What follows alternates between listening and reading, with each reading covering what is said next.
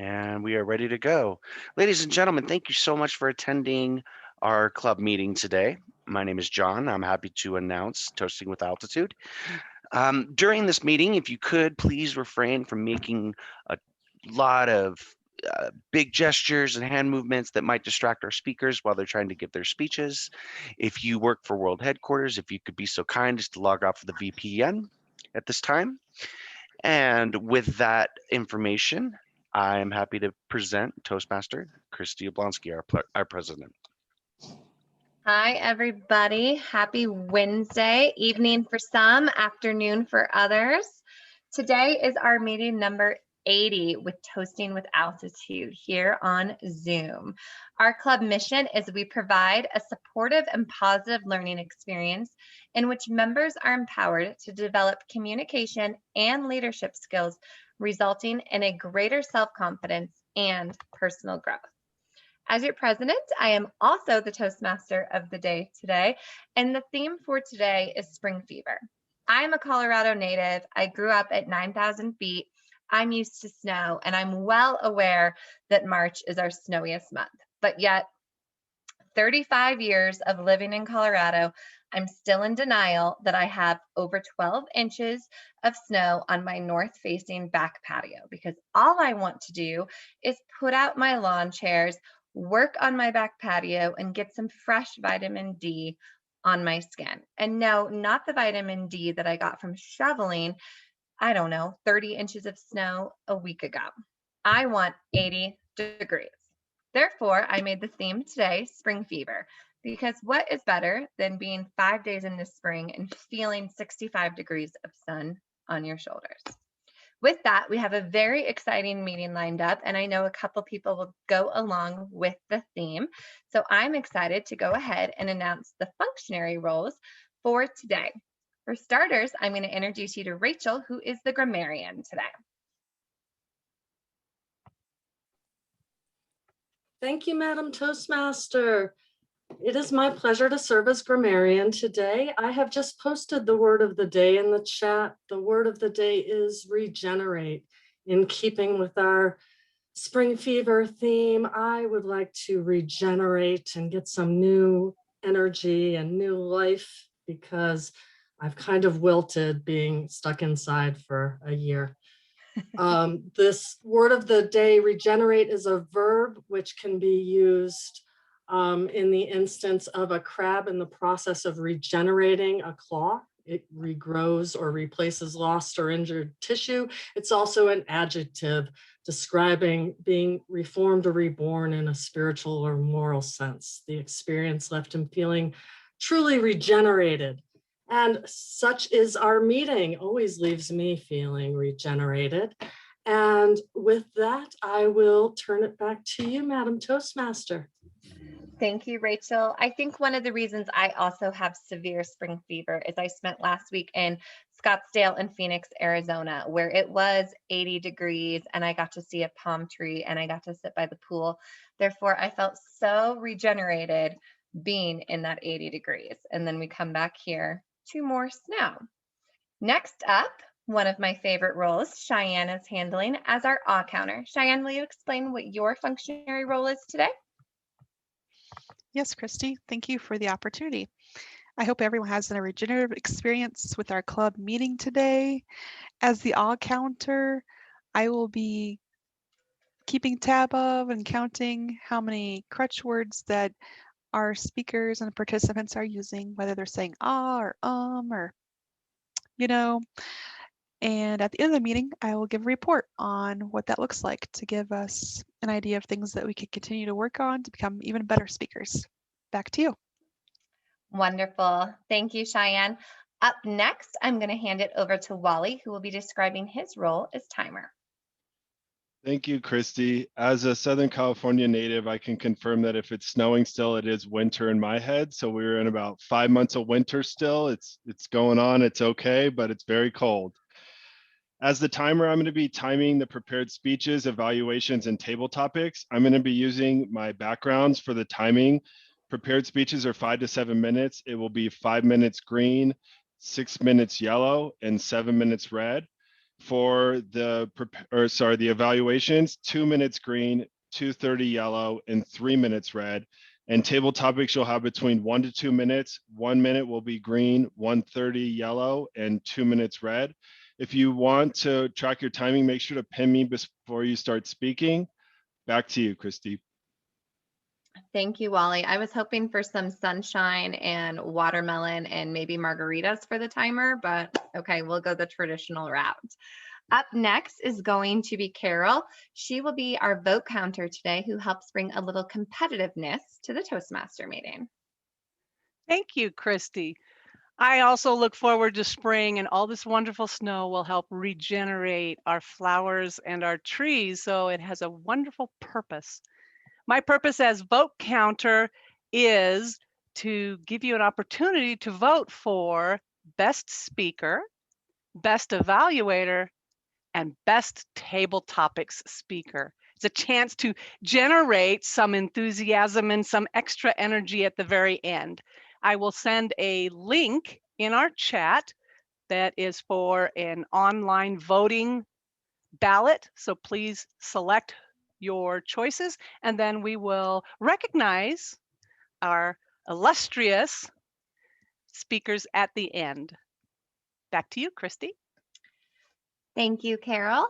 And one of our biggest roles is going to be Erica, who's going to describe her role as General Evaluator.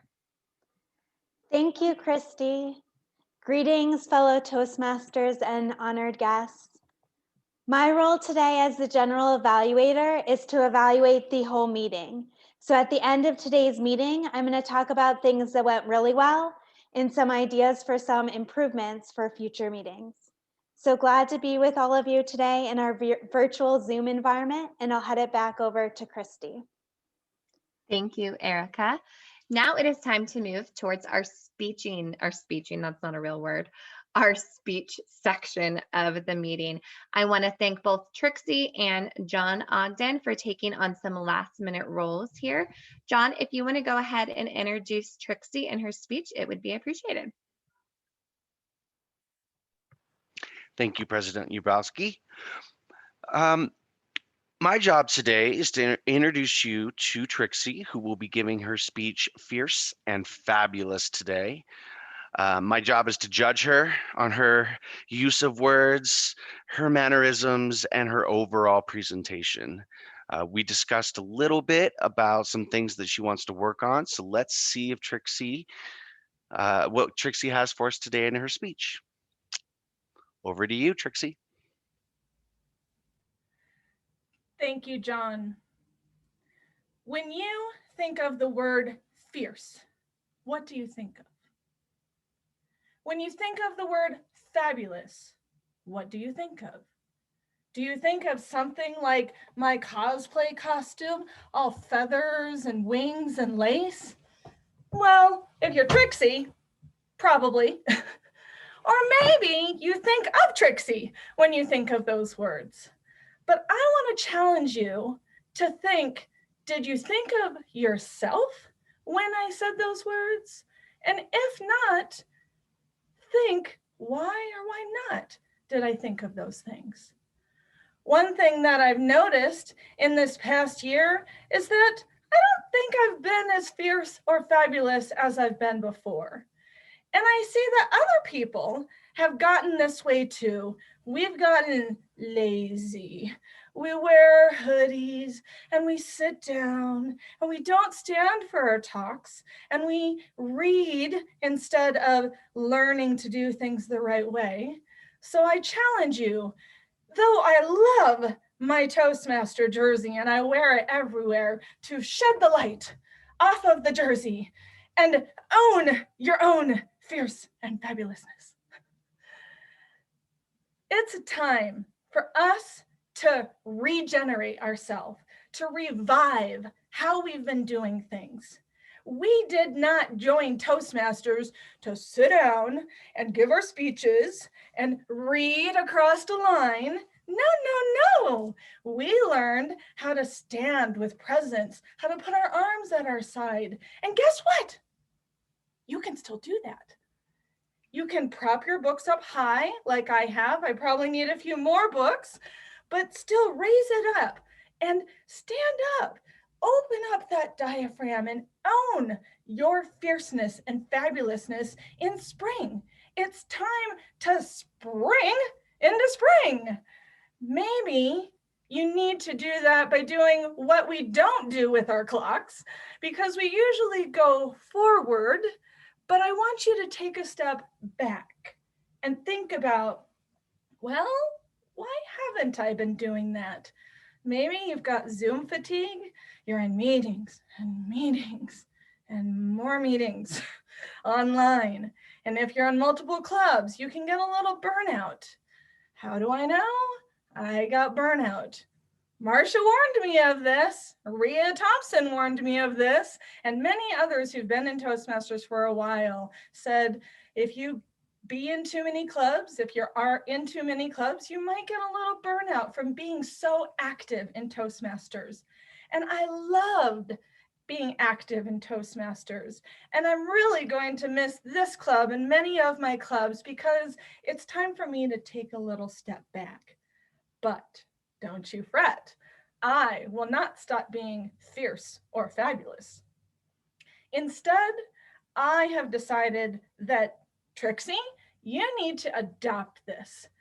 I am battling now, if you haven't heard, my third cancer metastases. My surgery is on Monday. And what I said to myself this weekend was, girl, you got this. And you need to own that fierceness and own that fabulousness. And then I thought, well, who else needs to hear this message? You and you and you there, I'm talking to you. You need to own your fierceness and fabulousness. Put away those lazy ways that you've been. If you have a medical reason and you have to sit down, I'm not saying do something outside of that, but if you have the ability to stand up and own that. Remember that we are Toastmasters.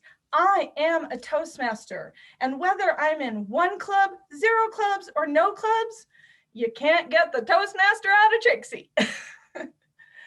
I just want to shed a light on this reawakening that we all have started feeling. Vaccines are coming. Masks are starting to come off of our faces. We're hugging again. People are working in the office again. Spring has sprung. Things are starting to come up out of the ground. And I want to challenge you to come up out of the ground of what you've been doing, whether it's in Toastmasters or other places in your life. Maybe you want to get back into journaling. Maybe you like doing collages and art journaling and vision boards. Maybe, like me, you want to get back to ukulele playing and singing. Do whatever helps you to feel fierce and fabulous in your life. Because when given the option of being fabulous, as I say, why, oh why would you choose anything else? So go forth and be fabulous. Over to you, Madam Toastmaster. So inspirational, Trixie. Thank you. Wally, will you set a timer for 1 minute so we can give some feedback to Trixie? Go ahead if you want and send her a private message in the chat. Just toggle to her name, Trixie, and send her over some feedback. As usual, it was very inspiring. I loved the whole spring is coming and come on out of the ground. That was for you, my dear. Thank you. I'm so ready. You don't even know.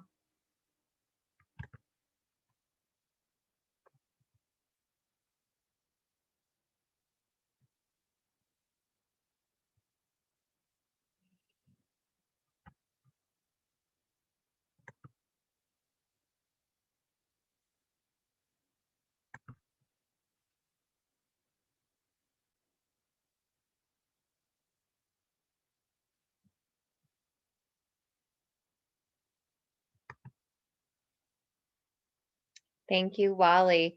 Okay, up next, we have Jordan, who will be introducing and evaluating Holly. Jordan, over to you. Thank you, Toastmaster Christy. Holly has worked with Toastmasters for 3.5 years. She aspires to have a theme song, think 1990s Chicago Bulls, and has recently discovered the fun of casual fat bike touring down snowy hills.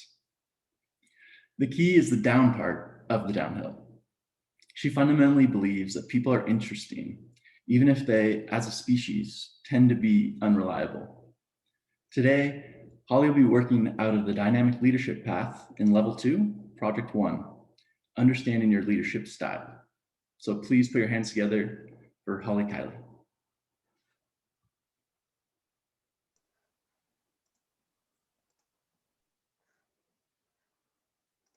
Wonderful. Thank you, Jordan. As I start, I want to take a step away for a second. On Monday, there was a mass shooting at a grocery store that's not far from Denver, where I live and where Toastmasters is based. I want to provide a little space now to recognize what happened and an opportunity to lift up the emotions that have surfaced after that violence and other violence. It's okay to have a reaction to what happened, and it's okay if you can't name that. It felt a little disingenuous to begin without looking at that elephant in the room and giving it a hug, which is probably weirdly hairy. This project is about leadership. To pivot awkwardly, leadership. Leadership is a weird thing. It's hard to define by itself, and as a result is often defined as what it's not. Leadership is not management. Oh, thanks. That really cleared things up for me. Now I just have to figure out what management is, and leadership is the not that. Great, I'll just do that. I walked through the project and was honestly a little disappointed by the Define Your Leadership quiz, which felt to me like one of those which character from The Princess Bride are you, but less whimsical. There's no point in that quiz where I could be an ROUS, so that's less fun. When I finished the thing and hit submit, I got the same score for 4 of the different leadership styles, and that seemed to me about as helpful as like rope handles on a wheelbarrow. Reading through the different leadership styles then, I thought it was unclear how exactly they were differentiable. And it was very obvious to me that it would be really hard to make these fine distinctions between this type of leader and that type of leader. One thing that did happen as I was going through the project was that I kept getting reminded of a handful of leadership cliches. I wrote down the cliches and things that came to mind from the project and thought about them. Suffice to say, I went off book for this. I've listened to podcasts, read some papers. I read the fun and fascinating autobiography of Amy Trask, The Princess of Darkness. I reviewed books I own on leadership. I went so far back as to find stuff from business school and try to reread my handwriting from undergrad. It didn't go well, but I had it. So there's 1 point for the pack rat.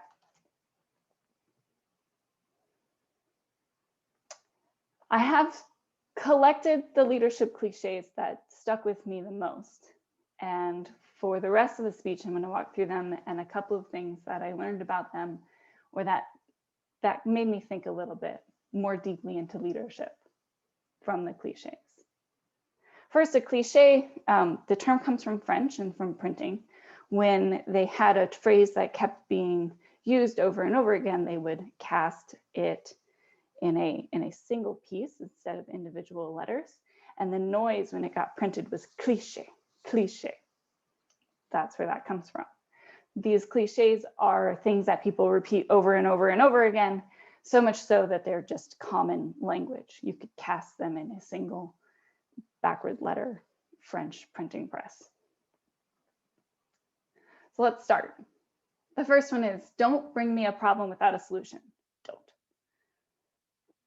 From organizational psychology, so think of anything you've ever heard from Adam Grant. They see that people elevated to leadership tend to be the most narcissistic and selfish people. The idea is that those individuals demonstrate strength and dominance, so they rise quickly. But when they evaluate groups for effective leadership, they find that the people who are more humble, this servant leadership idea, those are the ones that hold on to leadership and are actually better at inspiring groups. There is a Toastmaster working on a dissertation about servant leadership in Toastmasters. It's not done yet, you can't read it. But Google it in, I don't know, a year. It takes a while to write one of those. Jane Goodall saw this same thing in her work with chimpanzees. Alphas in a primate group are the boss. The alphas that display more aggressive physical behavior rise more quickly, but then have shorter tenures as alpha than those who gain the position using intelligence. Now, I am not a chimpanzee expert, and I don't know what intelligent chimpanzee behavior looks like, but I digress. The pattern remains. The second cliche that came to mind was lead by consensus. Leading by consensus makes me think of the Fourth Republic of France. If you don't know, there have been a number of French revolutions, not just the one, and 5 established republics of France. We are currently, not we, France is currently in the 5th Republic. The Fourth Republic was created just after World War II, and it was designed to include a lot of features that would prevent another Vichy government situation from happening. One of those features was that it distributed decision-making power among a big number of people. So you had to have a giant consensus to move forward on things. It was a disaster. Political dysfunction so profound that they voluntarily 86'd it just 12 years after it was set up. That's ridiculously short. There's great value in including people and their perspectives, learning from people, and working together toward a common goal, building a consensus. But there are costs. Consensus leadership relies on an assumption that all members in the group have the same objective, that they weigh inputs similarly, that they're all willing to cooperate toward the common goal. And that's not necessarily something you can count on, especially not in politics.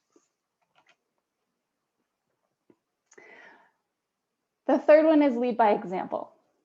To some extent, it's not that bad, but for it to really have meaning, to lead by example necessitates that the example that the leader is trying to set is accepted in the context that you find yourself in.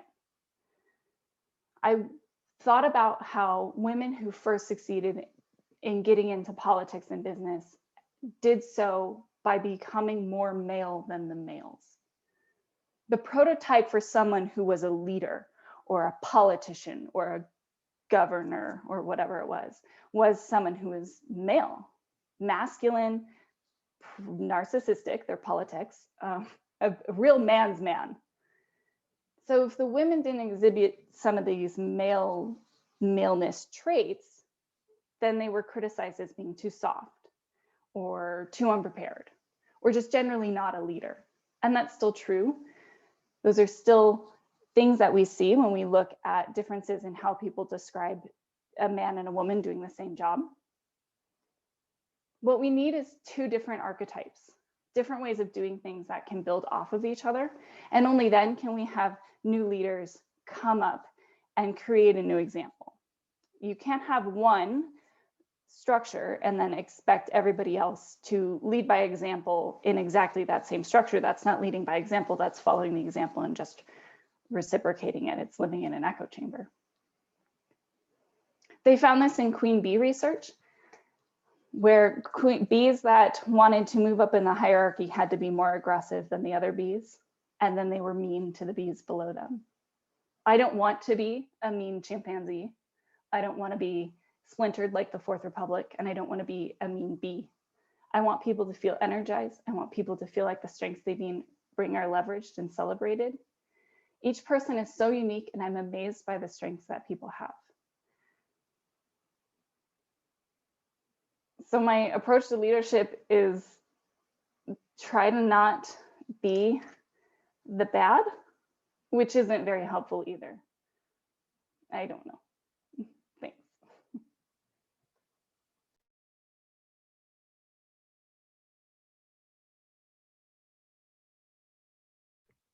Good job, Holly. I agree. Try not to be the bad. And thank you for your introduction about remembering and taking time to understand what happened in Boulder. Wally, can you set another 60-second timer so people can go ahead and send direct feedback to Holly? Once you have that timer set, Wally, can you also give times of both of our speakers?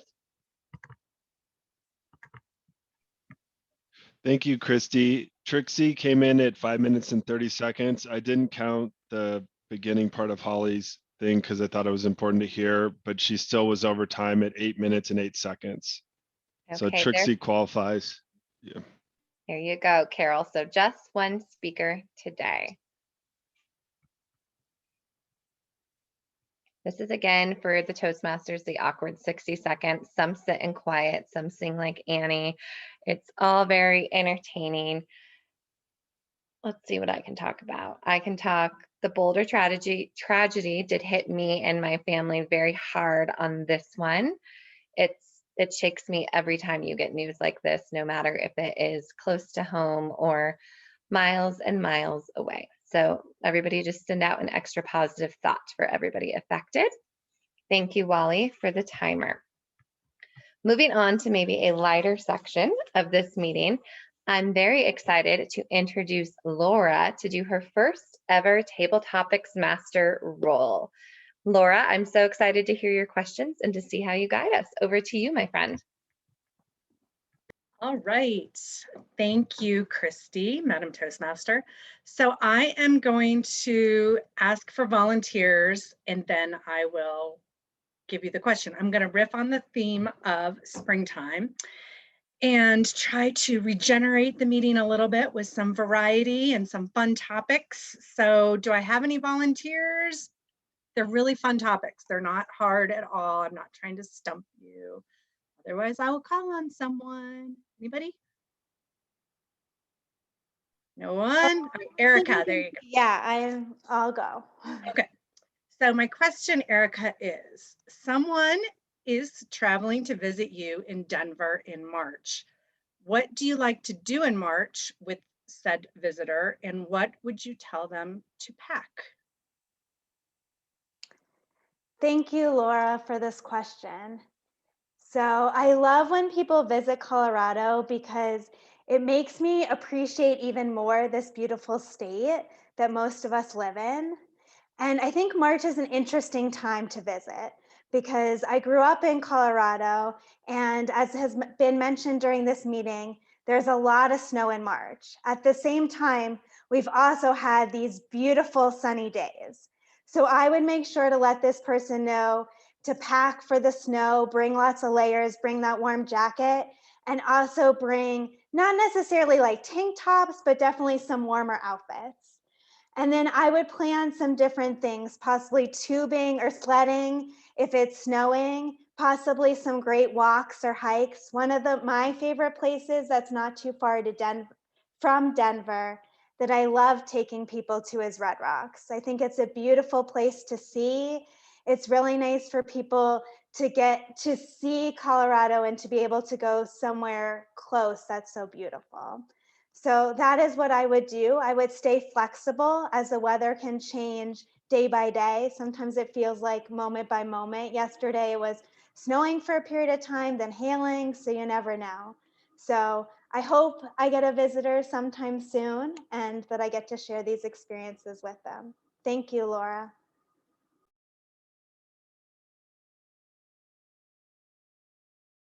Good job, Erica. Thank you. Anyone else interested in trying a short answer to a short question? Anyone? Annie or Cornelia? You guys interested? Oh, Marcia volunteered. You guys are off the hook for now. I'll go. Okay. Marcia, let's talk about rainy days. Rainy days happen in spring, most places. Do you love or dread rainy days? And what do you like to do on a rainy day?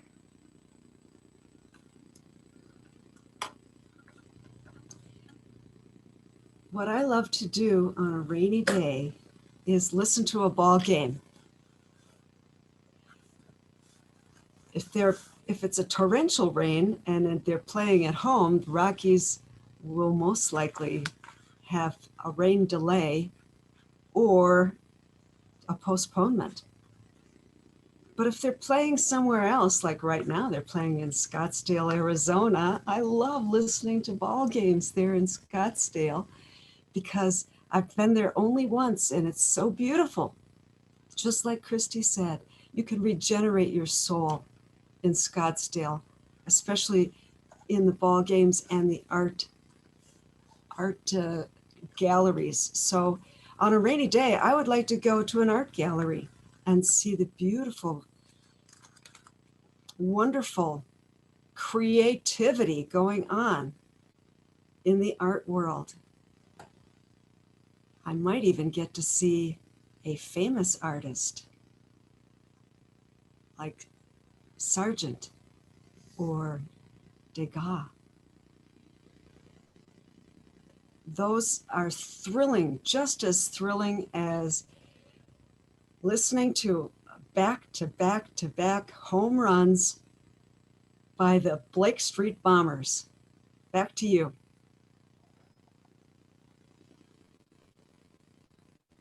Great job, Marcia. Thank you so much. Does anyone else like to try one? Annie? I'll go. All right. Be Annie. nice. Spring means spring break. So can you tell us about a most memorable spring break, something that stands out to you about a spring break? Okay, well, I will make sure I leave my college days spring breaks out of this since this is for work. And then I will move on to the next one. Last year, we were supposed to be in Puerto Vallarta for spring break, but of course, we were not. That was when I kept telling Wally, I don't care, Wally, I don't care. I'm going to Mexico. I am going to Mexico in 2 weeks. I don't care. And then, of course, here we are. I would think that my favorite spring break is probably,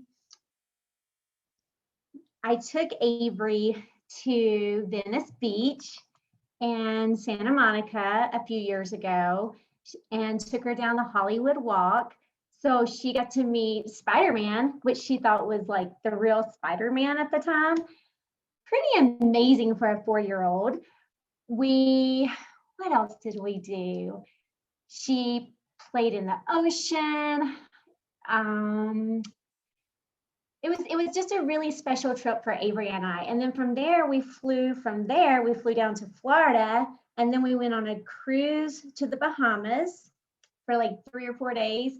And then we went to Disney World. She's a little spoiled. People call her spoiled. I just say she's very loved. Then we went to Disney World for her first time to ever go to Disney World, and then over to Savannah, Georgia. So it was a total of 11 days. When we were in Savannah, it was so hot and it was so humid that Avery's a little polar bear. So she actually started crying from the heat. Like we were walking through Savannah, and I don't know if you've been there, but it was like, it's April. It was just miserable. So my sweet little 4-year-old Avery, who's like the best traveler ever, just broke down crying because she couldn't stand the heat. And yeah, that was fun. Again, I'm glad I did not tell my spring break in Panama City when I was 21 years old story. And with that, over to you. Thank you, Annie.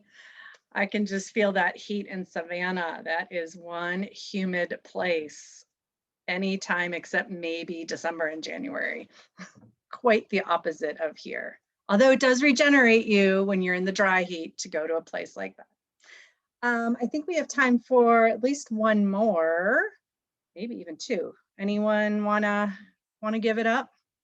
Get in the feeling of spring? Cheyenne? All right, here's for you. Today is National Cheesesteak Day. I don't know if anybody knew this or has given a moment to think about National Cheesesteak or cheesesteaks. But Cheyenne, explain please why today, March 24th, how did it become National Cheesesteak Day? Why is this the perfect day to celebrate cheesesteaks? Excellent question, Laura. If you type into this website called Google National Cheesesteak Day, you will find the answer to this question. But since we're trying to use creative thinking and talking on our feet with improvisation, let me just make up a reason. And then you can check to see if that's accurate or not. My belief that National Cheesesteak Day started on March 24th is because many years ago, someone got a steak and they also had some cheese, and they cut the steak up, they toasted a bun, and they put it on there with some cheese and they heated it up, and they thought this was the best thing ever. It just happened to be on this day, and so they decided to make this a day in history to always be remembered. It probably started on the East Coast, and we're going to give them credit for it because that's the first place I ever had cheesesteak. It was in New York. If you've ever had a chance to travel for work and you go to the same place over and over again, I would suggest every time you take a trip, visit a different part of the city or see a new site or attraction, because you never know when you're going to be back, and you should take advantage of that. And that's exactly what I did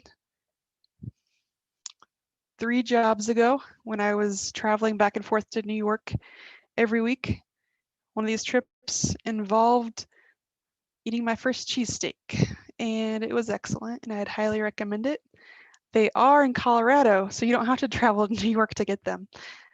So today, after this meeting, if you still have time for a lunch break, go get a cheesesteak. Enjoy it. Back to you, Laura. Thank you, Cheyenne. I think now we're all hungry for cheesesteaks.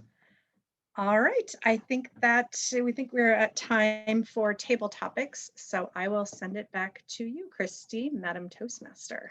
Wonderful. Great job, Laura. You did wonderful for your first time. Wally, can I call for times once more for Carol? Yes, everybody qualified. I'm very proud because Annie could talk about her daughter in spring break for 6 weeks and she stayed within time. And Cheyenne also kept it within 2 minutes. I'm very proud of both of you. And Erica and Marcia were also around 1 minute 30. Back to you.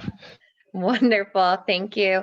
And personally, Annie, I would have loved to hear a little Panama City Beach stories. There's nothing like PCB. My mom grew up there, so I had calm spring breaks there as a child and not so calm as a college student. Moving on, I'm going to hand the meeting over to Erica to lead us through our evaluation portion of the meeting.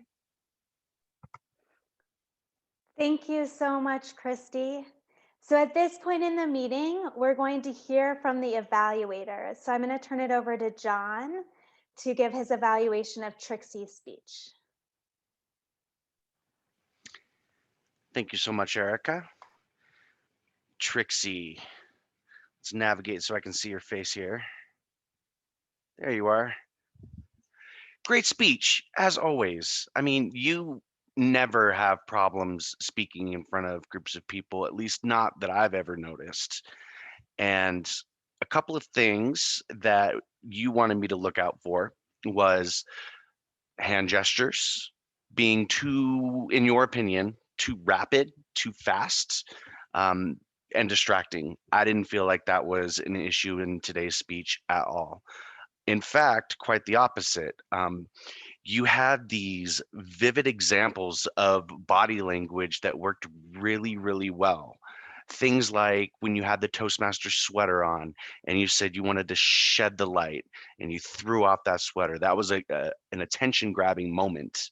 And I looked around while you were talking at all the different participants and noticed that everybody was very thoroughly engaged within your speech the entire time. You have a natural way. I always say this because this is something that I struggle with, but I feel like there's two types of people in the world. There's night people, and then there's 6 a.m.ers. And you are a 6 a.m.er. I feel 5 a.m.er. I feel like when you wake up in the morning, you're one of those people that you wake up and go, I am so excited. I can't wait to do something, whatever it is today. And I think that attitude is contagious.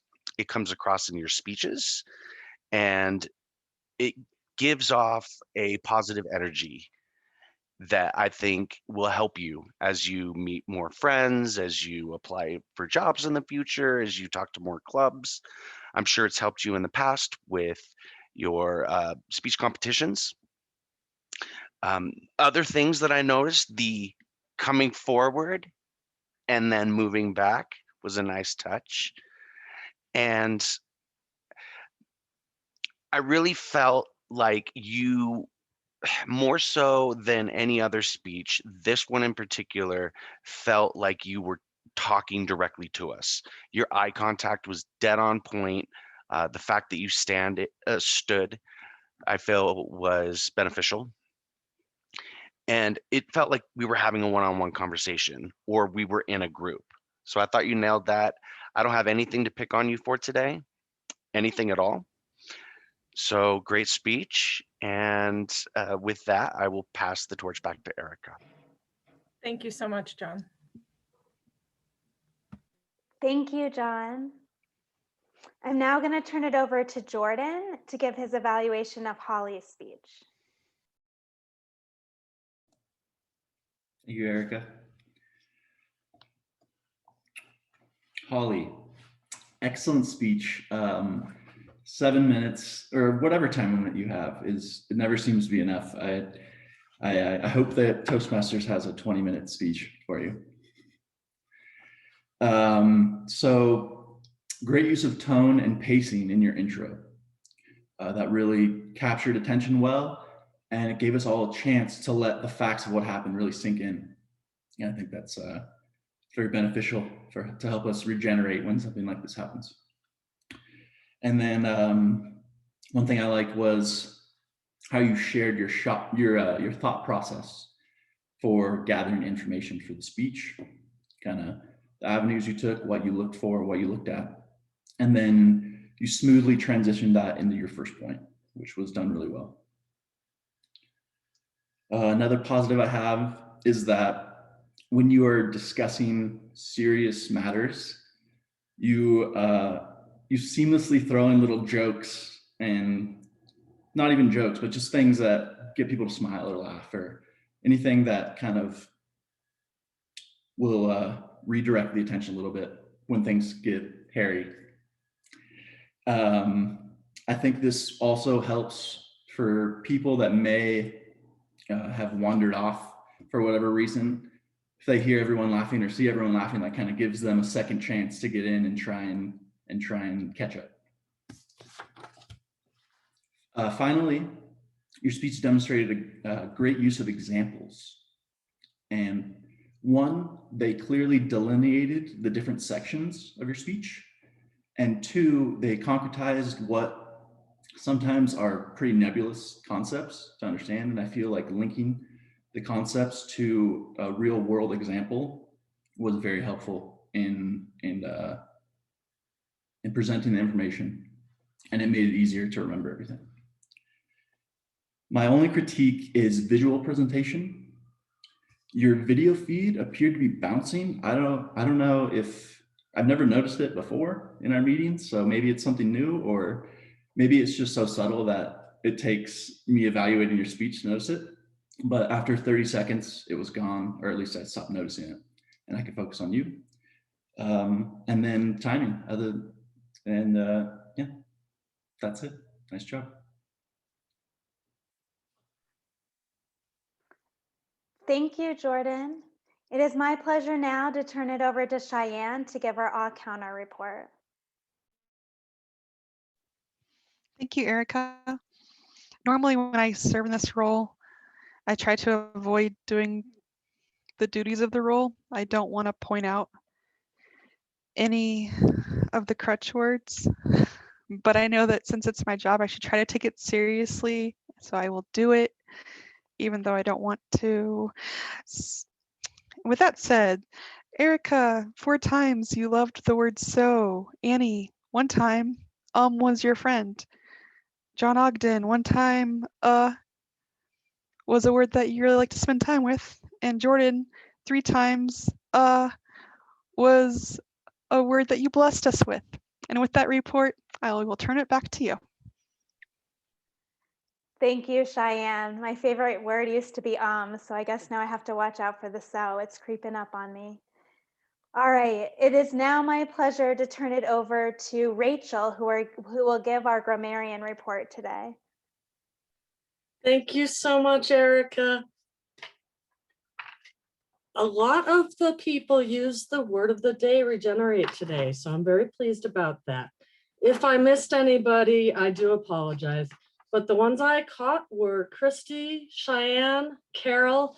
I do have to give Carol an honorable mention for also saying generate, but the word was regenerate, so you only get one.